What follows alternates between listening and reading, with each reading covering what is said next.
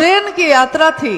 Train की bogie में बच्चे छोटे थे, गौरी रत्नम छोटे थे, भैया भी उनके साथ बैठे थे, और साहब के पास मैं और मंडल सर दोनों बैठे हैं। तो मंडल सर से बात चल रही थी, किसी बात बारे में बात चल रही थी। उसी में गढ़ बरवारी का जिक्र आया। तब तक मैं गढ़ बरवारी नहीं गई थी।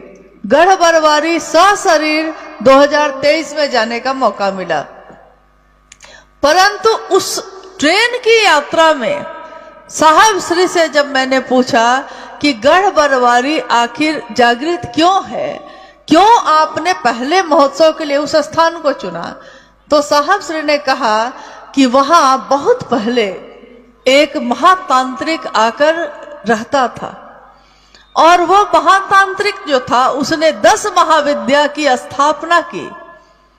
उन सभी 10 महाविद्या की जो मूर्ति थी उसके ठीक बीच में एक स्फटिक का शिवलिंग था।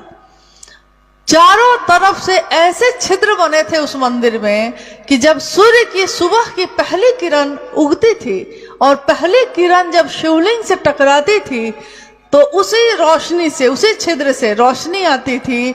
छिद्र में आते हुए रोशनी शिवलिंग से टकराती थी और शिवलिंग से टकराकर एक साथ 10 महाविद्या की मूर्तियों पर वो रोशनी प्रकट हो जाती थी। साहब जब ये बता रहे थे तो ऐसा लग रहा था उस समय कि जैसे किसी के सामने ये काम हुआ है और वो इस बात को बता रहा है। तो मैंने पूछा कि आप जो बता रहे हैं तो लग रहा है कि जैसे ये सारे काम आपकी आंखों के सामने हुए हैं, तो वो महातांत्रिक फिर कहाँ गया?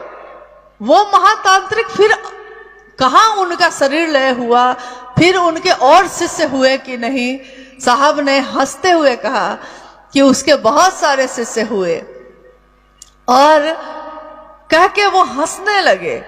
तो इस पे मंडल सर ने कहा, साहब हंस रहे हैं और आप नहीं समझ रही हैं कि कौन था वो जो उस समय आया था, कौन है जो अभी आया है, और कौन है जो आता ही रहेगा हमेशा।